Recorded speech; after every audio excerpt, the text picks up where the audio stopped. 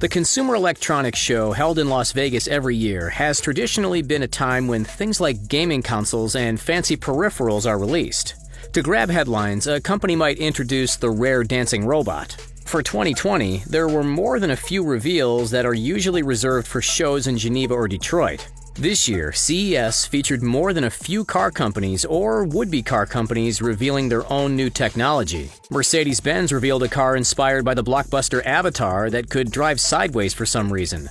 Lamborghini revealed a Huracan with Alexa, which you could order the Lord of the Rings saga on DVD while you're getting pulled over for doing 180 miles an hour so you have something to pass the time while your license is suspended. To top that, there was not one, but two flying taxis.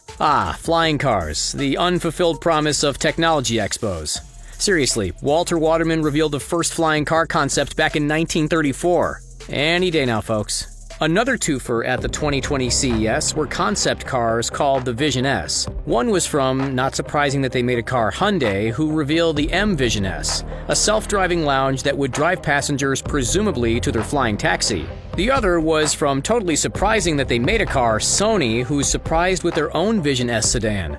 Not a digital car for their popular Gran Turismo series, but a real physical you can sit in it and drive it car. One would expect from a car made by Sony, in so much as one would expect Sony to make a car, the Vision S featured an extensive use of screens. Lots and lots of screens. The modern electric car has made the large infotainment touchscreen as normal as plugging your car in instead of fueling it up. Sony has taken that concept and run screaming with it. Where cars like Tesla and the Ford Mustang Mach-E might be content with a 10 or 15-inch touchscreen, Sony has installed 3 rectangular screens across the dash from one end of the car to the other, with the middle and passenger side both being touchscreens. Like most so-called infotainment systems, the screens can be used to call up Sony movies and music. It is their car after all, as well as climate controls and other car needs. Since there's a steering wheel between the driver and the left side screen, for now, there is also a trackball with multi-touch and multi-function dial that can click through options, increase volume, and more.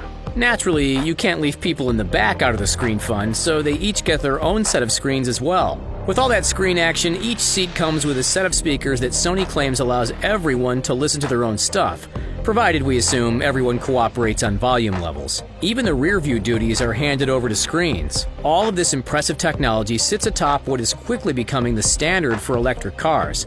Two 200-kilowatt motors driving one axle each are enough to drive the car from nothing to 60 miles an hour in 4.5 seconds before the whole thing tops out at 149 miles per hour. 4.5 seconds to 60 and a $150 top speed is pretty respectful for entry-level performance cars. But the Tesla Model S does its shimmy to 60 in 2.4 seconds, and their upcoming Roadster is looking at a 220 mile per hour top speed. The performance figures for this Vision S are more on par with Tesla's entry option, the Model 3. Depending on what flavor of Model 3 you buy, you get the 60 shuffle in 5.1 to 3.5 seconds, and the number on your framed speeding ticket will top out at 162 miles per hour. The star of the Vision S is clearly the electronics inside. In fact, the car part was outsourced to Magna Stir, and they didn't reveal the all-important battery electric vehicle stat, the range. Given those numbers, it would look for all the world that Sony had unveiled a car to compete with Tesla's Model 3, a $40,000 to $60,000 rolling access to all the entertainment Sony has to offer. And other stuff, I guess, if you insist. Remember those rear-view screens? Well, rear-view screens need rear-view cameras, and the Vision S has a total of 10 cameras looking all around the car. An array of cameras aren't the only thing keeping track of the Vision S's surroundings. They're also accompanied by a raft of sensors, including both radar and LiDAR, a kind of radar that uses lasers instead of sound.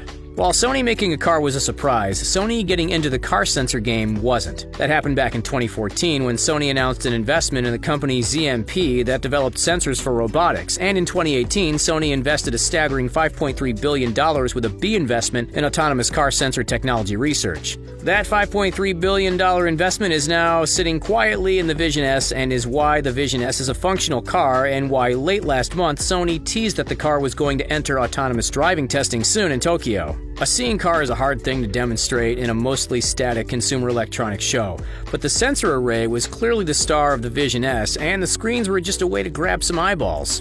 Sony has claimed that their sensor array can see better than the human eye, and the testing in Tokyo, they hope, will be the game changer that autonomous cars need to clear the hurdle from test beds to consumer reality. One thing that is set to become a reality, though, is Sony as a car manufacturer. Sony has no plans to make the Vision S a car you can buy or any other kind of car you can buy, nor has Steer Magna, the developer of the drivetrain. Instead, the Vision S will live as a testbed for the sensor technology. Why go through the trouble of building a car if Sony isn't going to build cars? It's easy to understand why Sony might be reluctant to enter the car market. For every Tesla that has emerged as a market leader in battery electric cars, there's a Fisker that comes and goes in a year after a delay in battery production sank the entire company that caused the Fisker name to be sold off separate from the Karma car Fisker made. A reformed Fisker is hoping their new Ocean SUV will fare better. It's not just startups that are at risk in the automotive world. In 2008 through 2010, a financial downturn threatened the entire American automotive industry. The result was the end of several brands like Saturn, Plymouth, Mercury, and Hummer domestically, and companies like Saab that had been owned by GM abroad.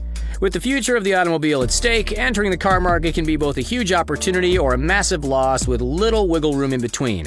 This would also put Sony in a tight spot regarding partners. By building their own car around their sensors instead of taking on an existing car and putting their sensors in it gives Sony the ability to control all the factors, and more importantly, it doesn't have to share any headlines. There's another reason that Sony might not want to commit itself to a single manufacturer, and that's thanks to the way the future of cars in general is shaping up. Car companies that have for a century been able to rely on some variation of Carl Benz's internal combustion engine are now having to quickly scramble to develop and adopt technology that is well out of their comfort zone. From battery technology, electric drivetrain skateboards, and self-driving technology. In order to do that as quickly as possible without wasting tons of money starting from scratch or dead ends, they're having to do what tech companies have been doing for years: invest in other tech companies. Playing catch-up with Tesla, and their love it or hate it or wonder what exactly he has done thinking Cybertruck, Ford has invested in startup Rivian to help develop electronic pickups and trucks. Likewise, GM has invested in the company Lordstown to do the same thing. These kinds of investments range from companies developing their own skateboards or electric car platforms to batteries and self-driving technology. Of course, Sony is no startup. Instead, it's an established consumer electronic giant that is hoping that a $5.3 billion investment will bring even more billions down the road by providing sensor technology for the self-driving future. To do that, they need more than a shiny box that looks like a car, but an actual car. The race to self-driving cars has been one that has generated a lot of interest. As of March of last year, over $80 billion have been spent testing and developing self-driving cars. And that's just starting in 2014, according to a Brookings Institution report. That includes individual manufacturer investment as well as startup and venture capital spending. All of that money, and the best we have, is a car that can kind of help you stay in your lane or slowly find you in a parking lot as long as you're not too far away. The reality is we're no closer to a self-driving car now than we were a flying car when Waterman unveiled the flying car in 1934. In an interview with Reuters at the Geneva Auto Show last year, VW said an autonomous car future as it stands now require latest generation computing technology, constantly updated high-definition maps, and perfect conditions. Things as common as a puddle or rain would force the driver to take back control of the car. On top of all that, the power drain from all the computing cancels out the efficiency benefit of having the car drive itself. While all that seems daunting, Sony and other companies are banking on a constant referred to as Moore's Law. Specifically, Moore's Law suggests that around every 18 months or 2 years, the number of semiconductors in a chip will double while computers will become cheaper. While that specifically isn't true anymore, the idea that computing power continues to improve on a fairly predictable arc has more or less held true. If Sony can be the company that figures out how to make a self-driving car not get thrown off by a puddle or able to read an old country road sign the locals used as target practice, they stand to be the leader in a field that already has $80 billion in investment. And that could mean billions in technology sales for Sony. So you won't be able to buy a Vision S, but you may be able to buy a car with Vision S technology.